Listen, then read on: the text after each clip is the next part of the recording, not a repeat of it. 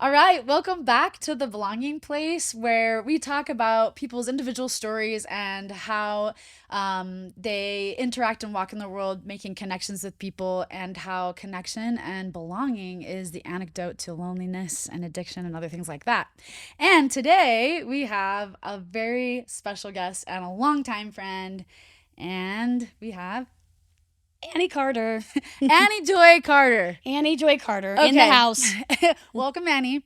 Okay, so we're just gonna start the podcast off by telling people, or I'm gonna ask you if you know our meet cute. Do you know what the meet cute is? I Like when we do. first met. What is our meet cute? You got to know I'm real bad at this game. That's okay. Just try. I mean, I'm assuming somewhere at Orem High. Okay. I'm assuming somewhere theater. I feel like most of my friends from Orem High started and originated from some kind of theater story. Okay. I don't know it either. So I was hoping, You're hoping that I knew? Yeah, I was hoping you knew the exact. But just to give people a little like context, this would be my senior year of high school and your sophomore year of high school. Yeah. And the high school we went to started as a sophomore year. So you were like the freshman of the school, right? Yes, I was a baby. And so I have known you since you were 15.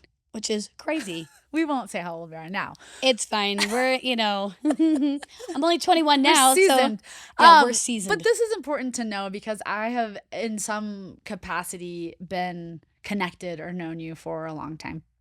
Yeah. And so I've been able to watch kind of your journey happen and your impact on the world, which is why I'm really excited to bring you on the podcast today. So I'm going to ask you a question that's very specific to Orem High.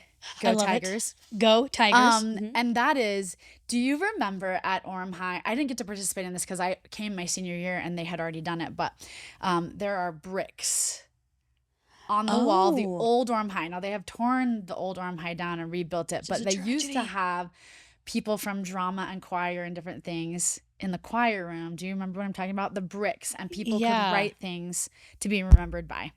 Is this ringing a bell? Okay. Yes, for sure. I'm just trying to remember, did I write anything? I don't know. One of our friends just recently showed me a picture so that I made him in high school, and I have no recollection of making that thing. He has a picture. He's got receipts to prove that I made it. I don't remember. So okay, so the question isn't about whether you did one or not, but the question is, because you maybe vaguely remember this, is I want to ask you now, if you were to go back to Orem High and you were given a brick now, the experience you've had since 15-year-old Annie and now, and you just have that size, like what would you put on that brick to be remembered by? Oh, that's beautiful, and maybe got me in the feels a little bit. I think that I would tell all those cute little teenagers, if you love yourself, you're never really going to be alone. Because that's the thing I think I've learned the most over the past, I don't know, was it 25 years now, whatever, since I was 15, is that I have to like myself because no one else is going to do that for me. No amount of outside validation is going to make me feel good enough. So it would say something like, love yourself? Yeah, is all I got. Love yourself.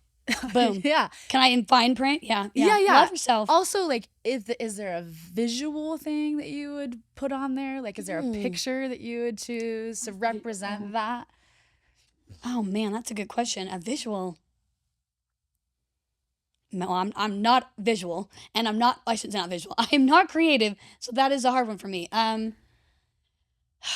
It's okay if it's not. I was just curious, like, if you were gonna give a message, or you were coming back 20 something years later, and you and you were like, oh, that. I mean, we wouldn't have written it, 17 and 15, what we would write now, right? Yeah. So right now, you would put on that brick Yeah, for I would. everybody Yeah, to see, to love love yourself. yourself. I think that's the answer to most problems, because if we love ourselves, and the other stuff just doesn't matter as much.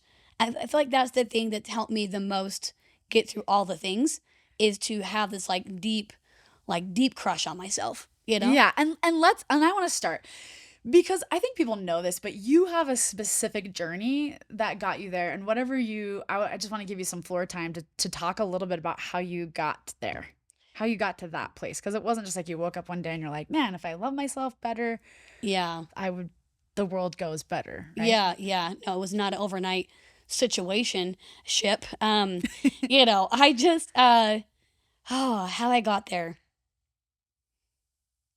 So I guess the story would then begin when I was 20 years old. And I mean, all through high school, I really did not like myself. I pretended to be really confident. And I probably tricked a lot of people into thinking I was really confident because maybe I might have had some confidence in some areas. But what I'm learning from this amazing book called Worthy is that confidence and self worth are not the same thing. And that if our self worth is our foundation, and if you don't have that, you don't have much to build your confidence on. She talks about the confidence being like the house you build on the foundation. And I really didn't have that self value. Like, I didn't really think that I was worth anything. And I was doing all these things, being in choir, being in these shows, being on dance teams, being in everything I could think of so that I could try to prove my worthiness and could try to prove how great I was. Okay, I want to pause Yeah. because I have a question because we talked about this a little bit before, but we're both a little neurospicy. Yep. So one of the things I realized when I look back is that drama and music gave me the opportunity to just be as big as I wanted to be and my whole self. I call it my elephant. Like I feel like in my life I have to squish my elephant into like a mouse. But like in drama and choir, I never did. I don't know if you.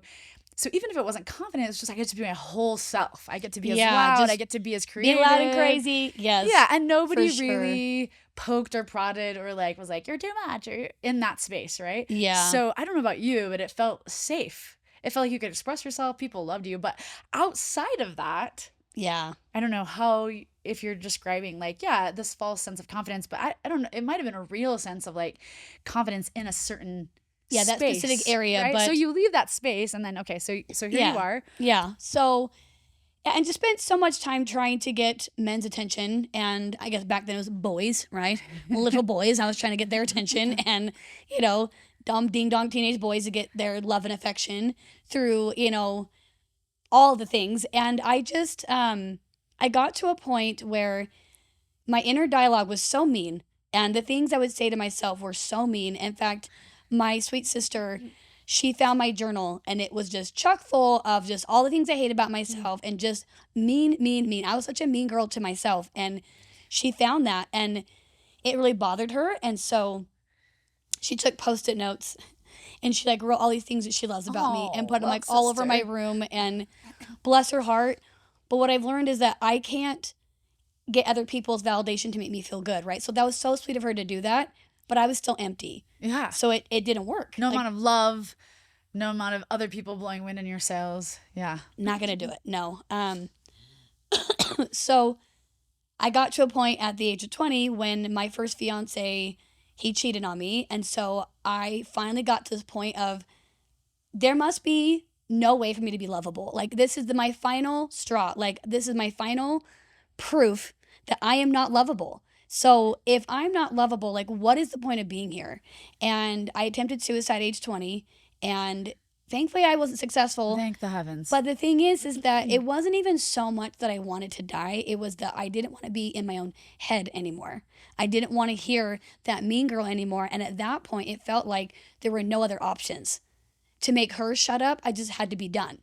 And it took that to then like start my mental health journey. My parents finally decided to put me in therapy and started doing that before I went on my mission, and have been working on that journey since then. So solid 21 years now of working on those demons, those dark thoughts of like, you're not good enough. And so it's taken, all this time to learn that. And in the past couple of years, probably the past 5 years, so my second divorce was what really was the biggest game changer, because I'd had all these other experiences, these things that happened to me, and then I'm divorced again. I've got these 2 little kids. One of them's autistic. One had a birth defect as a baby, and she almost died. And I am just stressed to the max. And now I've got to provide for these babies. What am I going to do? And I've been divorced twice now. I'm the common denominator. So what is going on here? I remember just laying like face down, bawling my eyes out, like, what am I going to do? And something has to change. And I remember so distinctly this voice coming to me that's like, you have to change how you talk to yourself. And I had been doing better. Like, I had done work, and like, work is not just like a one and done thing, right? You're not like, oh, 2 sessions of therapy and I'm good now, Yeah. Cool beans. Like, no, you are spending hours and hours and hours and years and years and years of like purging out these things inside of you and like healing these wounds. And So I had done a lot of work, but I hadn't really acknowledged the dialogue. And so I was like, okay. And I really started doing these baby steps into changing how I talk to myself. Mm. And in doing that, that's where I finally found like, yeah, it's okay to like myself because there might be things here or there that I liked. I'm like, oh, I love my eye color. Or maybe eventually I had to learn to love that I'm short.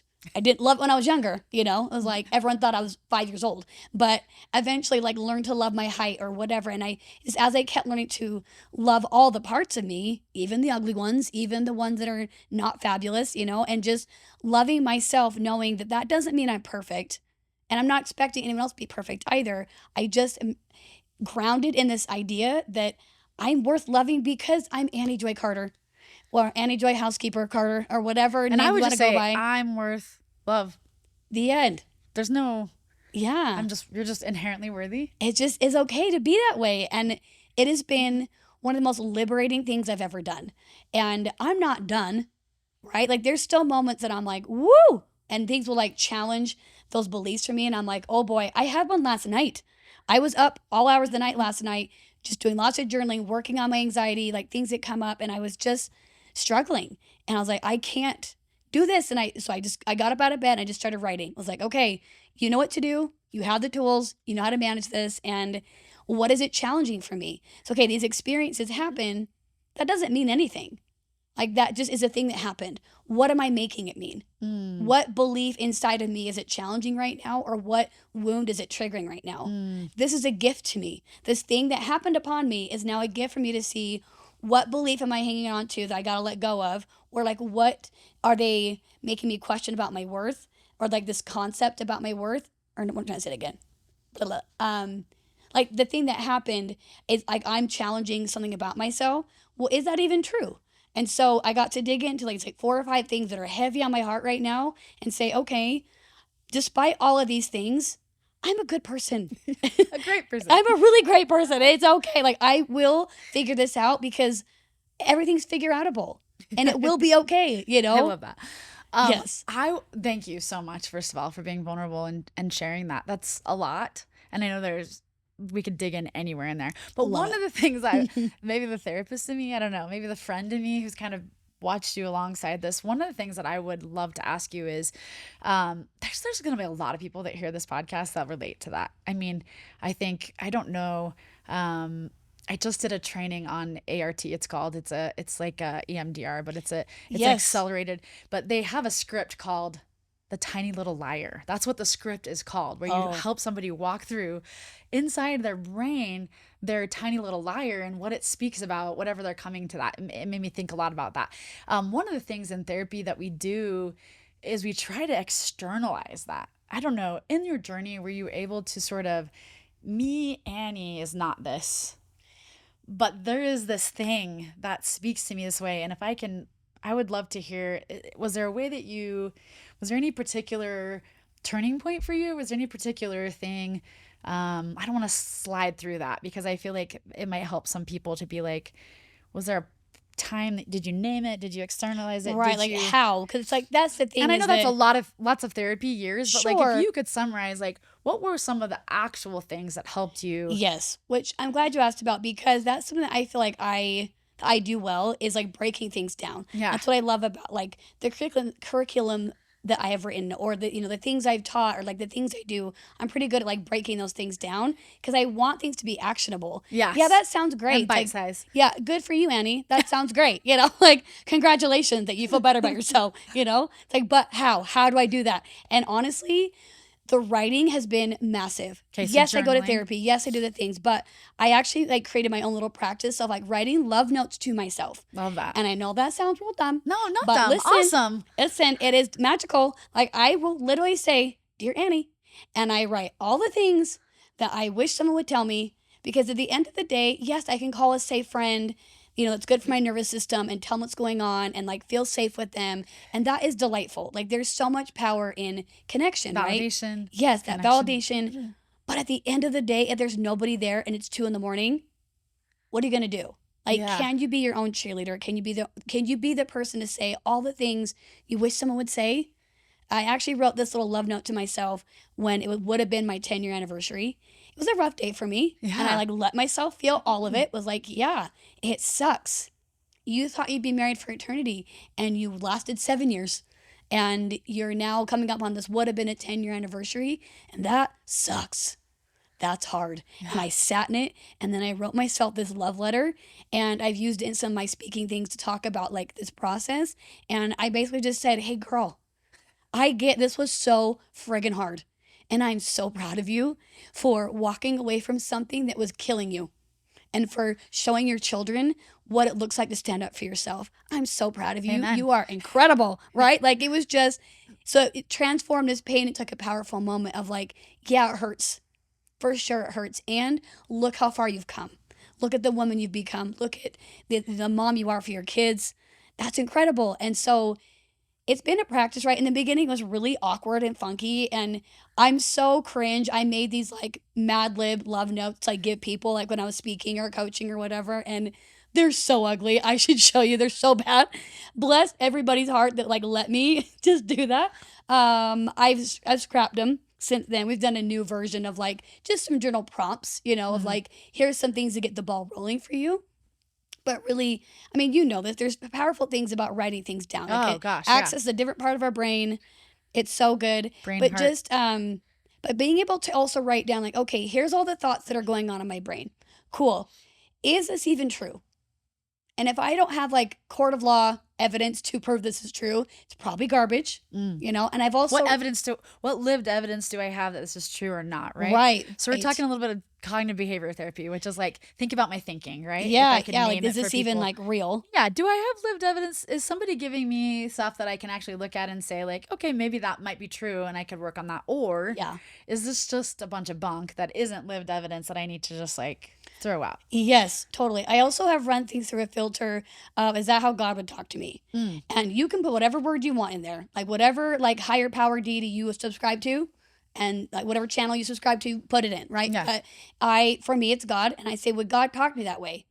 And the answer lots of times is no, right? Is he going to be like, Annie, you are such an idiot? Yeah. Like no, he would not say that to me. So clearly, that's a lie, and that's not helpful. I'm a really smart person who does dumb things sometimes, but that doesn't challenge my intelligence. It just means, we A- did a thing. And I would also say to people, I know that not everybody has a good relationship with their father or their mother, but somebody that you do, you could even go there, right? Which is a Yeah, lot more tangible, I think, sometimes to people, depending on their relationship for sure. with Yeah. God. But like somebody who loves you, like Yeah. how would they describe you? I often in therapy sessions with teenagers, if they're having a hard time with their self love, I'll have them pretend that their best friend, somebody they really care about, sitting next to them. How would they describe you to me? Or when Yes. I'm first meeting them in therapy, because they're always wanting to say all the problems. Right. And really, Mm-hmm. what I want to know is like, I want to know your strengths with your weaknesses, but there's something to be said about the way we view ourselves through somebody else's eyes is so much kinder. Like, if I Yeah. were to ask you, you know, who your best friend or your father or who somebody who loves you, like, talked about you, you would never add the words or say the things that you let bounce around in your head, our heads most of the 100%. time, right? Yep. Totally. I love this. Okay, so we're gonna talk. You're jumping ahead a little bit. We're gonna talk about kindness camp. We're gonna talk about other things that you created to bring other people into a system. I call them wells. You built some wells for people to like come into. But before we get there, I want to sit here just a little bit more. So journaling worked really well for me. It seemed like thought filtering and replacing worked really well for you. Is there anything else that you feel like helped you sort of put a mirror up to yourself and look at yourself and say, "Hey, self." Yeah. Hey, yo, girl. I even did little things, and this probably sounds so, who knows? I will like wink at myself in the mirror. Like, I'm just I like, love girl, this. you are, like, I give myself these like pep talks. Okay. Like, girl, they are so lucky you're coming to this party. Like they are just so lucky you're showing up, like not in any way like I'm a better than anybody else, because I'm But not. I'm bringing something But too. I have something to bring to the table. And I think that's what's so powerful about like this belonging, right? Is that I show up with people as my real self and they're like, yeah, you're my people. And we become this community, right? And if I'm not for you, that's cool because I'm not for everyone. No problem. But I still belong to me because I love me. Yeah. Like I'm cool with me. Yeah. So I'm going to ask you a question that might take you just a little bit to think about, but outside of therapy and outside of like I want to say a cognitive way to look Yeah. at love. there's a journey that people go on. And because I know your faith background and because I know a little bit about you, I'm going to ask you this big question. And the Okay. big question is, Annie, in this journey, I'm wondering, what is your understanding of what does it mean to you to be known? That's a good one. To be known. That's really deep and big. I think it's like being seen and known for who you truly are, despite all the masks we might put on. And even when you've done a lot of healing, there might still be times you put a little bit of filter up with certain people.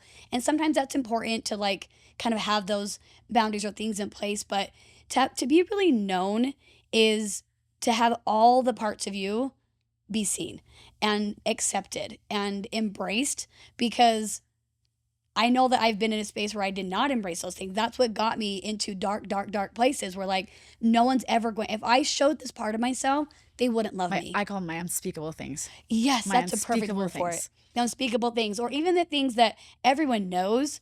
Like I talk fast, and I have been made fun of for that my entire life. It's been so bad. Even in the MTC, I got chastised lots and lots, like slow down and listen. My brain's going 10 times faster, so it's like physically impossible. And, And you know, pressure speech, right? Like this is the people would always tell me like you need to have a little more quiet dignity, Kylie, and I'd be like, or Sister Schultz, and I'd be like, what yeah, is that? I don't know Do what you know that what that is. is?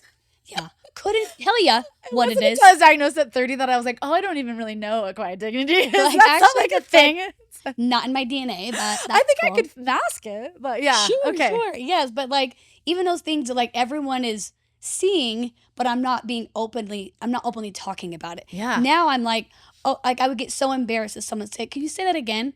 I'd be so embarrassed because it's a thing that everybody can see, because I won't shut up. Therefore, everyone can hear and see that I talk fast, right? So it would be so embarrassing for me when someone's like, what'd you just say? Was that even English?" I've had so many people be so rude to be like, was that even English? You know, Yeah, like, mine was loud. You're so loud, oh Kylie. yeah, Like if definitely you could loud as just well. be less loud, if you could, and I was always Just just be like, quiet. I'm like, don't know how to do that actually. It's physically impossible. But now that I have like embraced that it's not good or bad, it just is what it is. I yeah, talk fast. And if you need a different speed, listen, I had a show for 3 years. People probably like slowed it down for my show, and that's great. You listen whatever speed you need to hear. But I've been working on that for a really long time. But funny story, do you know who Jasmine Star is? I don't think so. One of the there's so many like influencer all the people, but she was speaking at this conference, and I was the MC for that conference, and she said this thing that like completely healed that part of me. I had done really well with like letting that part go, but then she said, "I don't talk fast, you listen slow." I was like, "Whoa, okay." And it just, not that I would ever say that to someone, Right. but I just was like Just speed up your hearing. in Come my on. heart, I was like, yeah, there's nothing wrong with me. There's nothing wrong. Yeah. I'm okay. And so now I'll just kind of make fun of myself. If I talk too fast, I'll be like, let me start over. Or if they say, can you repeat that? And I'm like, I know, I talk so fast. Let me repeat that for you, right? Yeah. Because now it's coming from a place of I embrace and love that part of me, because it is what it is. Yeah. I have tried to change it, and I got very depressed because trying to talk slowly is painful for me. Yeah. So I can't. I will definitely be conscious and try to slow down, like when I'm speaking at on stages or whatever, and be aware of that. But it's a transformation of this part of me. Like being known is all the parts, Oh gosh. all of them. And if I could just add to that. So one of the things that is super noticeable about my like ADHD is that I lose things. I Epic. never lose things. And What are you talking but it's the about? thing that most people can see. It's the Yeah. like I can mask a lot of it and I've compensated for a lot of it. But in my life, I've just decided I'm compensating for so many things that this is the thing that I don't care. If I'm messy and I leave my phone, and we kind of laugh, truthfully, for years it was like I just was embarrassed. I'm like, I Yeah. come across really messy.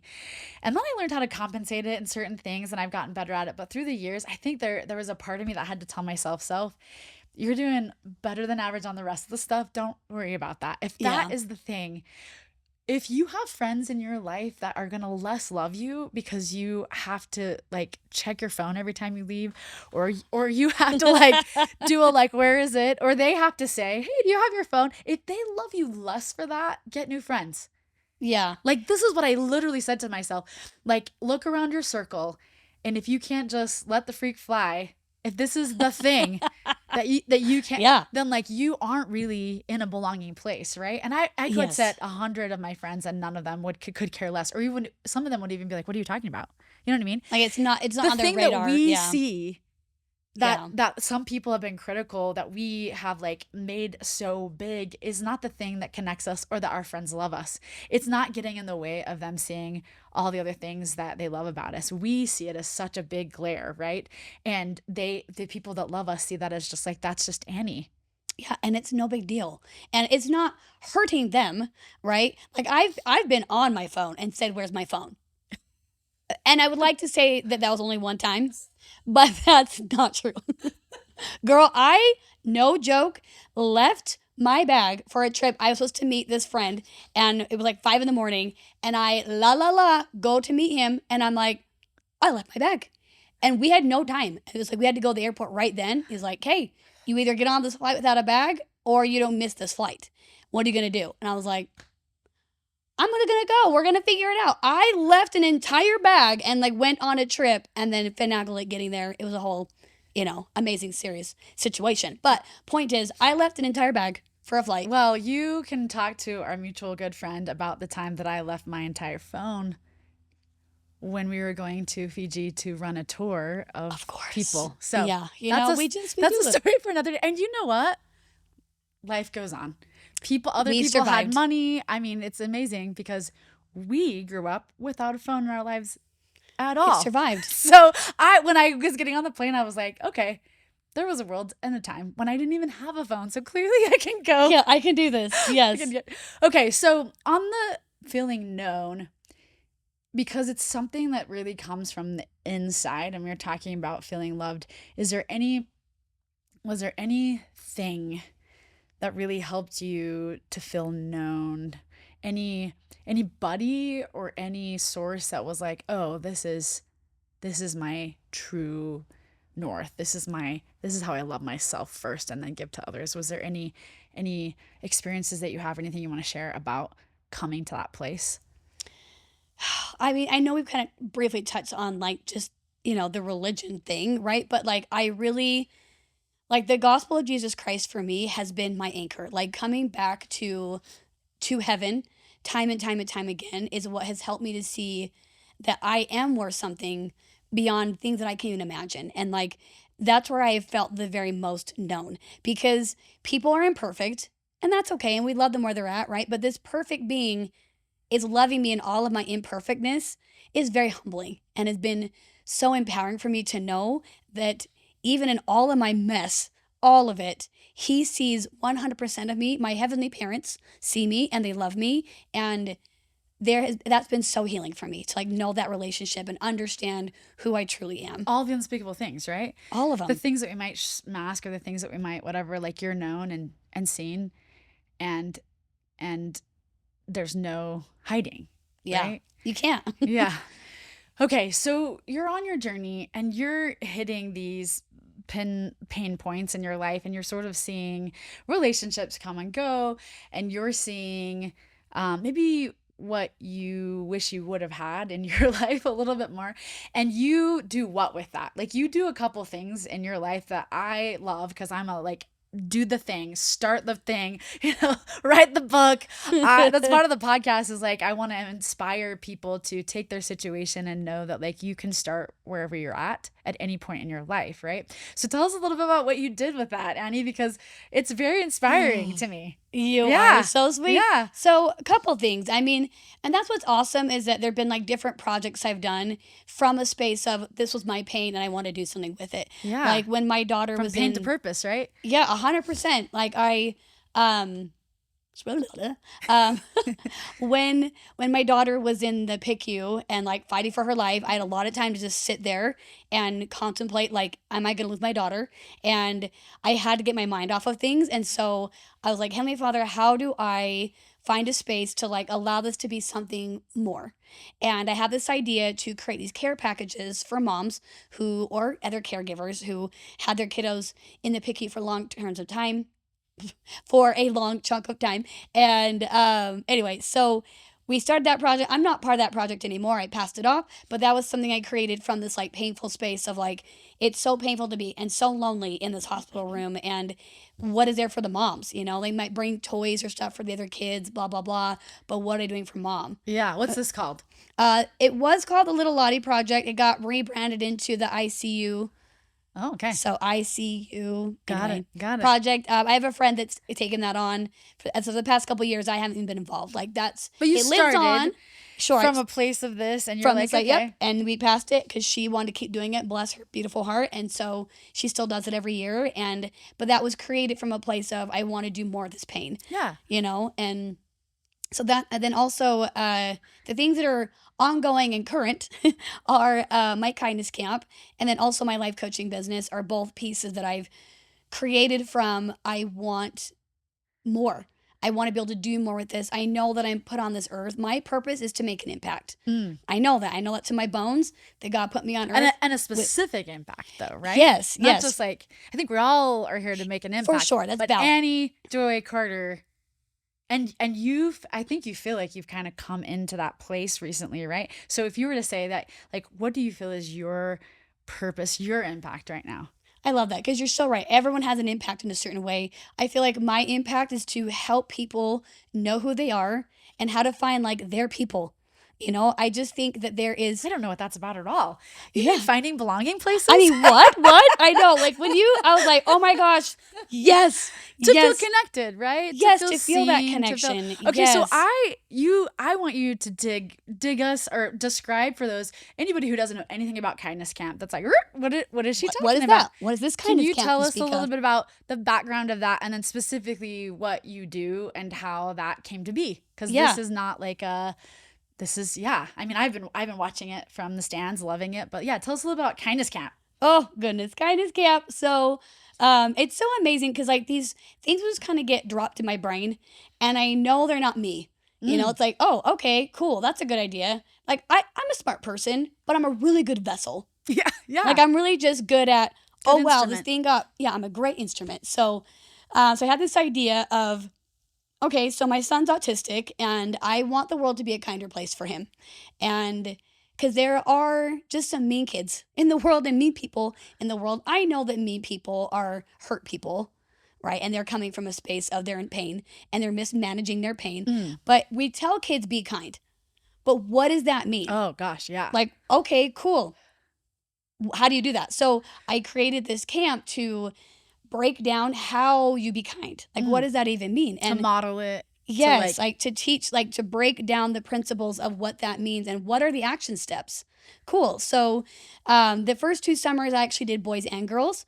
But what I quickly discovered was that boys and girls together at the ages of like 3rd through 5th grade are distracting each other and they're not really paying attention. You know? They're not getting the knowledge that they need. Yeah. No. So I had this very clear, like, do just girls.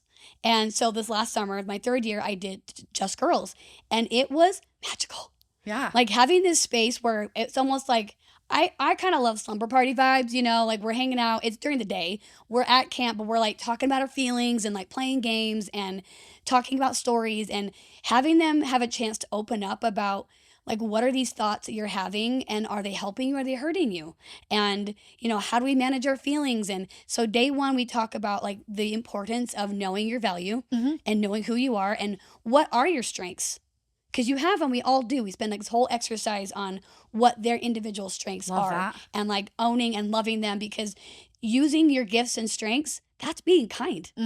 When you utilize the things that you have that's specific and unique to you, that is so kind. And when you're kind to yourself, you just have kindness flowing out of you.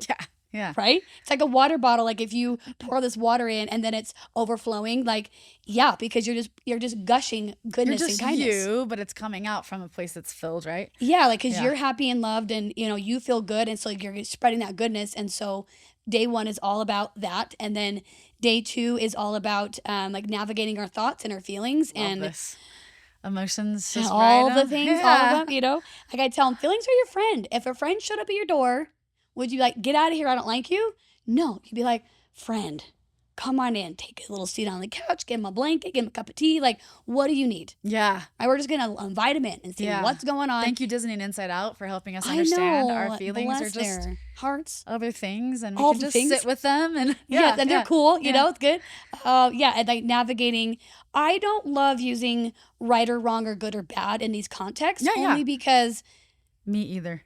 thank you for validating that. I just think that can lead to a shame space, and it can lead to like a better than, less than, and I don't love that. And so, Emotions are indicators, right? This is what I like. yes, This is going to tell you something. It's telling you something. yes, it's just Ride the wave. information.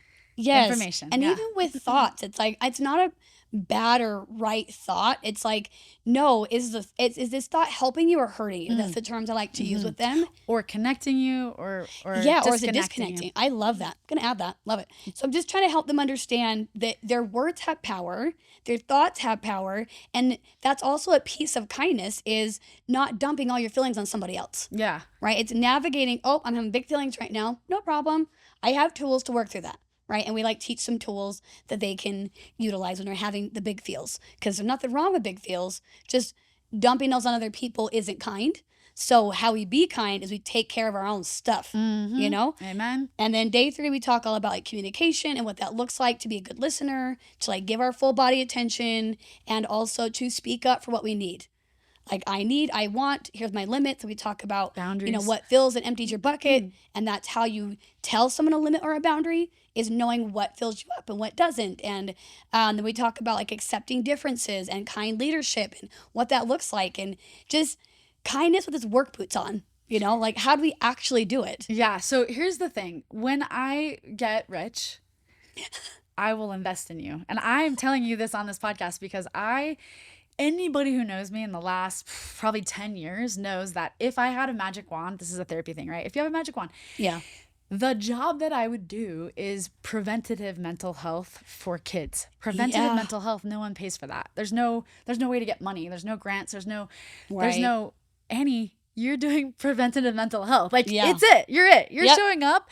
You're throwing a camp. You're sitting with kids. You're modeling it. You're talking about them. I mean, besides maybe like, and I know you teach them some coping skills and stuff like what to do, but I mean, like, I cannot tell you how much like and probably haven't, and so I'm glad I get to tell you over this podcast, like, therapist approved, friend approved, like, person who just can't, there isn't a better way to help kids learn about kindness than to like sit with them and model it.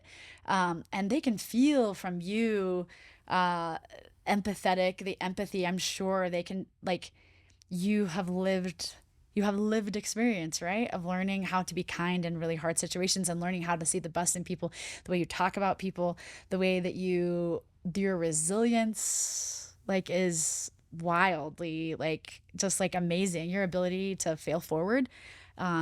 Hopefully that's been reflected too, but if not, like, your ability to fail forward to me is just one of your best gifts. Like, You're so sweet. and not everybody can do that. Like, and really they can't. And I think that you probably think you've done it really messily. And I just want to say it doesn't really matter how you do it, right? Because Or just every time you pick yourself up, you model that to your kids and to other people. And so kindness camp. Okay, we're going to put the information down there. What time of year do you run it? Where is it? Where do you run it? It's in Arizona, right? Yeah, in Arizona. We're looking to expand to other states because I have other people reaching out to me. Okay. Utah. I've had people approach me and say, how do I have a camp here? So I'm trying to navigate that. So if you're listening and you're really good at like learning how to expand a business, please tell me. Or you want kindness camp, right? Yeah, if you want kindness camp in your invest in state, kindness like, let's camp figure out how we make this in other places, because I've tweaked the curriculum several times, but I feel like it's good. Like, really, because it is good. If you look on your website, you can see it broken down. I looked it up. It's great. It is good stuff. And actually, I had someone reach out to me just found me on Instagram or something. I can't remember how she found me, but somewhere on the socials. And she was like, hey, would you come to Goodyear? Like, I'll pay you to come to Goodyear, like on the west side of Phoenix. I'm on the east side of Phoenix. And will you come do this camp? And I'm like, well, I'm not driving there for 5 days. So we just did like a modified 2-day one. I'm like, let's just try it out. Went and did it. And I told the girls, I'm like, you're kind of my guinea pigs to shove all this information to you at 2 days, like a longer 2 days. And I want to hear your feedback. And so I asked them, like, what do you guys think? And they're like, it was kind of a lot, but I had a lot of fun, and what you're saying makes sense. Yeah. And I was like, that is That's all you exactly need. That's a what I'm validation, looking right? for. Yeah, right? Yeah. I love it, which is so great because I do love having this space with the kids, but I also really love being able to help the mamas. Yeah. Because when mamas know that they know their value and they know they can speak up for themselves and they can learn how to connect and build a community, they're the ones that are living with these kids. I have your kids for, 10 hours for the week or whatever, right? You live with them. So I really am also trying to really expand and reach parents as well, because if they're not learning these things and if they're not navigating all of these tools, then there's only so much I can do Right. in these few hours that I'm with them. Yeah, you know? if we were to look at kindness camp as a well, I call them wells. I don't know if I'm like in those scriptures and in I mean nowadays we would call them like maybe bars and things, but gathering places or like Yeah. dancing halls, right? So if we were to take a drone and we were to look around kind of what I think you're doing, only one of the things that you're doing is helping kids. Like Right. one of the services, right? Yep. It's generative because you're doing this camp with the kids, which relieves parents during the time you're doing the camp, right? They can Yeah. do other things, they can invest in themselves. Right. You're helping the kids, you're giving this information on your website. You're also, I imagine, coaching people outside of that in your coaching business, helping them. It's like this very generative thing. Like even if you didn't have a great curriculum, which you do, but I'm saying even if you just grouped a bunch of kids and said, we're going to learn about kindness and we're going to treat each other kind and we're going to share our emotions, it would be enough, right? Right. But then you have Yeah. a curriculum and then you have parents and it's this very, I don't know another word to say, but it's like a very generative belonging place, right? I also imagine that like kids in that group form bonds in that group with other kids in that group and parents, right? That are like, oh, it's just, and then if any one kid leaves feeling better about themselves or like they can take on the world, then it'll be enough, right? One kid. Yeah, I think here's what I want to say to you though, Annie, is like if the only person that's benefited from kindness camp is you, it will be enough. It would absolutely be enough. You know what I mean? Yeah. Like I know you're doing it to benefit other people, but it's like this is how I feel about the things that we put out into the world. If only it is a reflection of the work you've done, it will be enough. And then it's way beyond that. It's generative.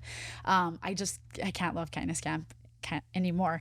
And kindness camp is just one of many things. So a few of the other things that you put out in the world, you're a coach, right? Yeah. Tell us a little bit about what you specifically like, why you chose coaching and the area that you kind of like are feeling really called to right now. I love that. And here's the thing too, is I sometimes in the past when I would hear about other people doing these things or whatever, and I'd be like, well, good for you. I don't know. I want to be very real and honest about, I love you said I fail forward well, because yeah, girl, so many failures. But the point is that I take action and I just go. Yeah, Because I'm make it learning as happen. I go, because I could sit there and just be hoping to do a thing, or I could just start the podcast and start the kindness camp and start all the things and learning and the growing, right? And so I just want to be very clear that this has been a very long journey and we're just barely scratching the surface from the success, and it's been like just sticking with it all this time, Which right? is just, I mean, I think people know this in this podcast, but we're a lot about our becoming, not our arrival here. Yeah. So this is also why I was very excited for you, because I know you're a very authentic person who sort of, if you look at your website and you look at, like, you've done a lot of things. Things don't always mean that we're like, we've arrived, right? They mean No. we've tried, we put things out in the world. But I do Yeah. want to say that there's a lot of people who just don't even try, that don't even Sure, start, 'cause that it's want to do a scary, book and or I get want to that. start a club or want, and there's a lot of energy that's involved in that. And there's a lot of like fear of failure. So part of me wants to say like, even if there's only one kindness camp matters, right? If it Yeah. doesn't go, even if there's 5 episodes, there's 5 episodes. I just really am a big believer of like start something that matters because you feel called to do it, and then if it needs to be done, you start something else. There's something that happens inside of us when we think I should do that and we do it. That's very Right. different than I should do it and we don't. There's this the Arbinger Institute, that's the book Anatomy of Peace and I love self-deception, all them. that. They call that self-deception, right? Hmm. When you're or self-betrayal. Like when I have this inkling to do something and then I don't do it. And I think some of the best people have the ability to like not have self-betrayal. They Yeah, say and like, just jump okay, in. and not a lot of people talk about that because Yeah. they look at it as like you're trying all these things, but I guess I also want to reflect back to you and people that relate to us. I think in this area of like there's something to be said about the amount of honoring that you give yourself, that you're not betraying yourself, that you say, okay, I'm going to try this, and if this goes well and lands well, great, and if it doesn't go well and land well, what am I going to learn from that I can put into the next thing, right? So Yes. you've tried some different types of coaching or some different types of like how to mentor people. But I think right now you've kind of landed in a particular area that you Yes, are for pretty sure. And passionate what's about, so right? funny is like why coaching? I got my degree in psychology with full intentions of becoming a marriage and family therapist. That's what I wanted to do. I went into psychology to fix myself and to like heal my own crap from my own childhood, right? That's what I went into it for. And then ended up that didn't work out. I got divorced and I tried to go back to school at that point and felt a very solid no. Was like, well, that's weird. I feel like I'm called to help people, so why would I not become a Right. therapist? Right. And so I like sat in that first class and it just was overwhelming. Like, this is not what you're supposed to be. I was like, all right, let's lost $300, whatever, did not go to school and ended up marrying my second husband and still felt like I gotta go back to school. Like, this is my thing. I gotta do this. I wanna be a therapist so bad. And then I had my son, and my sweet little autistic friend derailed all those plans. Yeah. Just maybe one day when he's a little less needy, we could reconsider grad school, but that's what was the detour was like, oh, well, that's not happening. So then what? That's one thing I think I'm really good at is that didn't work out. Then what? Yeah. It's not, oh, Pivot. that didn't work. Pivot. Yes. Ready, friends, Do friends. you know what's so interesting? I think in that journey somewhere, and maybe you'll remember this better than me, but there you reached out because I'm a therapist and you were like, what do you think? And I feel like I said to you, you don't have to be a therapist to like put good into the world. I don't know if I did or didn't, but if I didn't, I wish that I would have. And if I did, awesome. But Good. like I'm sure you when did. people are like, I need to do this thing, it doesn't matter if it's a therapist or a doctor or whatever. If Right. they're like, I need to help people and this is what the box looks like, I Yeah. often say to people, like, sure, you can follow that and you can do that. And like the thing that you want to do doesn't mean it has to come in this shape, Right. right? So yeah, it was definitely like, okay, that didn't work. So then what? And not too long after that got like introduced to coaching and kind of that world. And then once I kind of learned like what that was and kind of started benefiting from that and realizing it's a different space.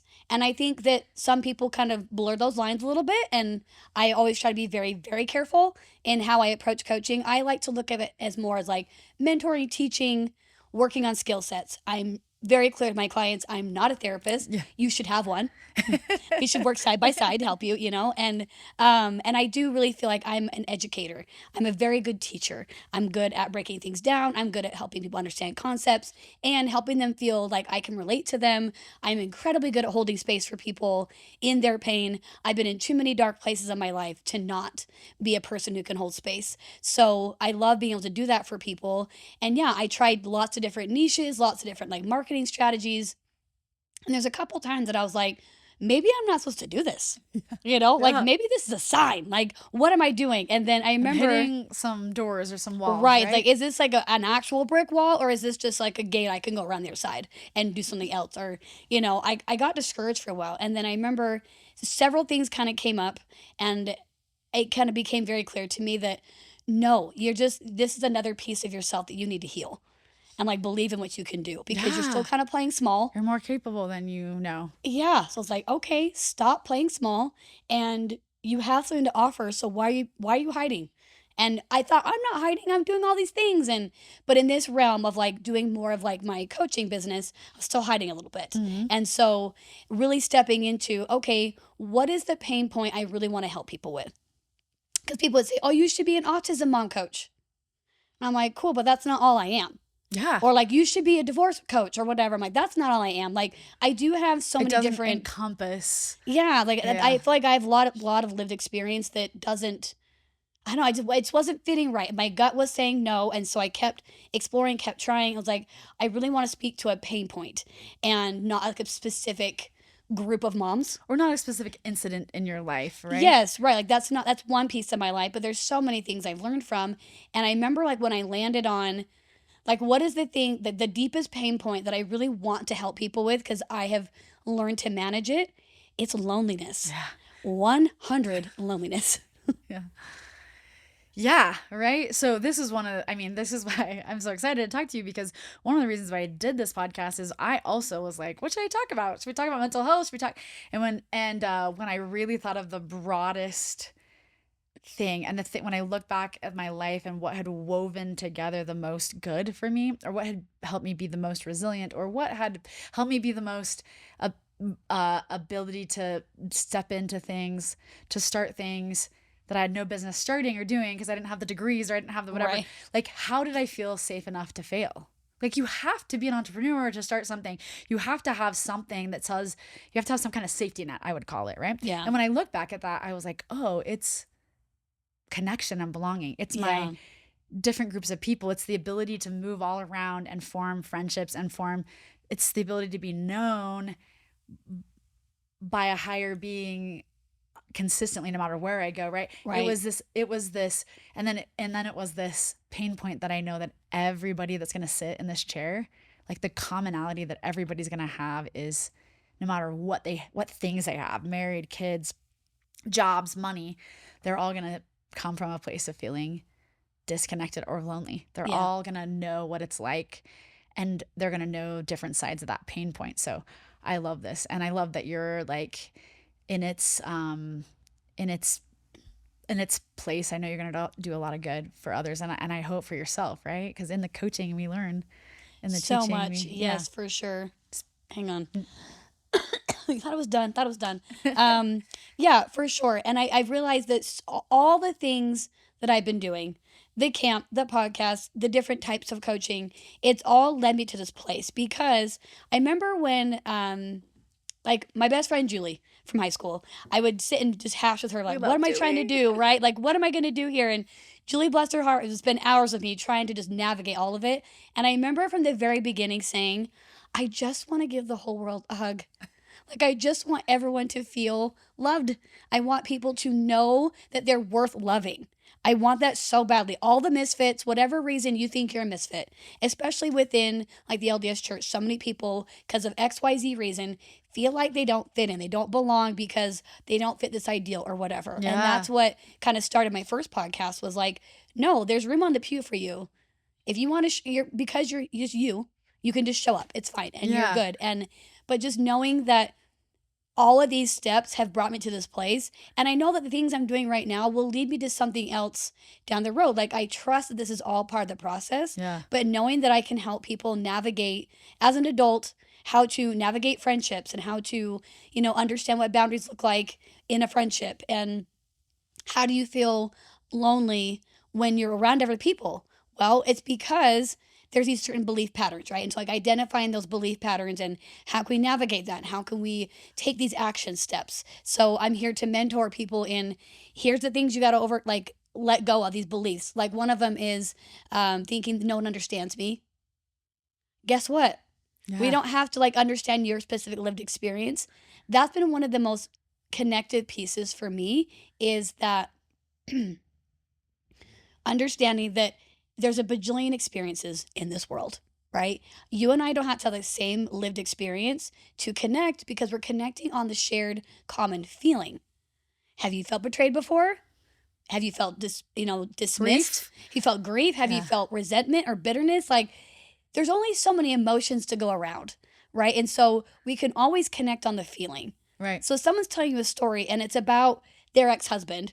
You may not have an ex-husband, but can you understand annoyance when someone doesn't follow through? Or could you understand feeling alone in your parenting? Or if someone's telling you about their miscarriage and you're like, man, all my babies lived, But can you understand deep disappointment Yeah. of something you really thought you were going to have?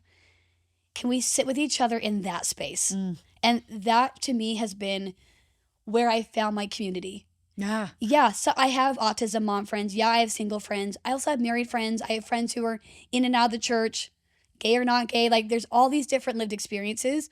That's not why I'm connecting with them. Yeah. It could be part of it, right? But at the end of the day, it's because you see me and I see you, Yeah. and we just hold space for each other. And I say, you see me, you get me, and I matter.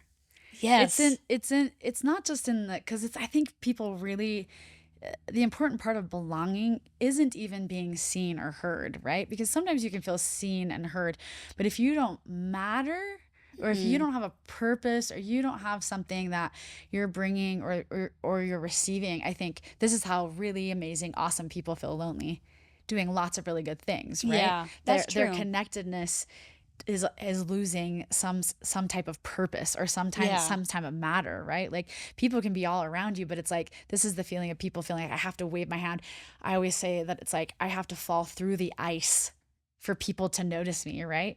If I don't build true belonging, which is to Right. feel like I have a purpose, that like, yeah, I would be missed. I don't have to fall all the way through the ice, that I've built relationships or connections at a level that it's like, I don't have to have cancer for people to show up for me, right? Because there is Right. this belief that we have that like, only when we are dying, or only when we are broken, or only when we are whatever, right? This is when people show up for us in our lives. And I think, oh my gosh, we've got it backwards, right? Like, Right. we need to create a space. We need to be part of a space where it isn't just like our worst moments and days that people show up for us, right? This is why we feel so lonely, or why people feel the need almost to have an incident or to have a thing, or like, I hear all the time people saying, well, I couldn't be a speaker because I'm not in a wheelchair, or I'm not in a something, right? Yeah. Like, I don't have this big tragic story. And I always think like, I think connection is a lot simpler than Yeah. like, I need to have these experiences. I think I love what you said. And interestingly enough, we're going to come all the way around to the beginning. I don't know about you and your coaching, but for me, there's not that many differences when people come into therapy. And one of the common denominators, which I imagine in coaching, is you have to teach people to love themselves. Yeah. Like, there's not a magic, like, I'm sorry if I like ruined the thing about therapy, but almost everybody who comes into therapy, I have to help them love themselves before we can work on anything else, right? Right. That is the first step. And Yeah. so in your journey of your self-love, what a gift you have to give people who are struggling with that, right? Because like, I think when we feel lonely, it's because we need somebody else to bridge the gap, right? If we can sit with ourselves and truly love ourselves, all of our unspeakable things, then, Yep. we belong. Like Yeah. you said, just me, myself, right? I Yeah. don't need that. So so we plant seeds along our lives and we are able to see some of the growth, right, of it. Annie, 10 years from now, if, what do you want to like plant now and in the next, 5-6 years that you will see bloom 10 years from now? That's cool. What am I going to plant now?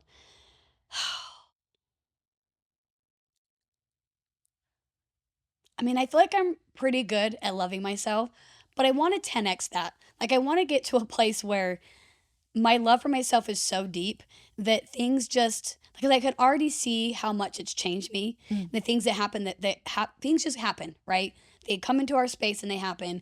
And I'm so much better at handling them. I'm so much better at saying, this is someone else's stuff. Yeah. I'm It's okay. not my story. Right? But just to really master this, I'm okay and I'm good, and I want a husband. Okay. Just kidding. Are you though? I mean, I do want a husband. Yeah. That's how we're going to manifest on this podcast So right now. I just want to say, I love that. Okay, so if I am planting seeds 10 years from now, I want to be able to find the man who can match my energy, the man who could like do this with me. I want to build the things that I'm starting right now. They're baby projects right now. I've done the camp for 3 years now. I've done coaching for about 5 years. Like, it's been, we're starting these things, right? And they're still babies. And I want to 10x them because of the impact they're going to have on the world, not because I think I'm going to be like the next whatever name you want to fill in the blank here, right? Yeah, yeah. It's not that. I'm not the next anything. I'm Annie. Yeah. And so I want to be. But you're Annie. But I'm Annie And Joy Gardner. you want to generate that. Generate goodness, Yes, generate generate kindness. the good. And to be able to like have a partner in crime who can like make that happen with me, run a simultaneous boys camp, because I think boys need it, but they need it in a different way. They need a Yeah. different curriculum and a different They need to be modeled by a man. correct. Like what I'm sure they're looking at me being like, cute lady, like whatever. It was a whole thing. So I want to be able to create this world where in my corner of the world there is so much goodness happening because this resource is available to more people. Yeah. I want more people to have this curriculum because it makes sense. As said by a 10-year-old, it makes sense. Yeah. Right? I want to say that there's a lot of people who are going to be listening that have had similar, if not different, setbacks in their life, big setbacks, whether that's miscarriages, divorces, losses. There's a feeling that some people get of like, you even said it, I'm the common denominator in my life, or this feeling of like, I don't deserve happiness, right?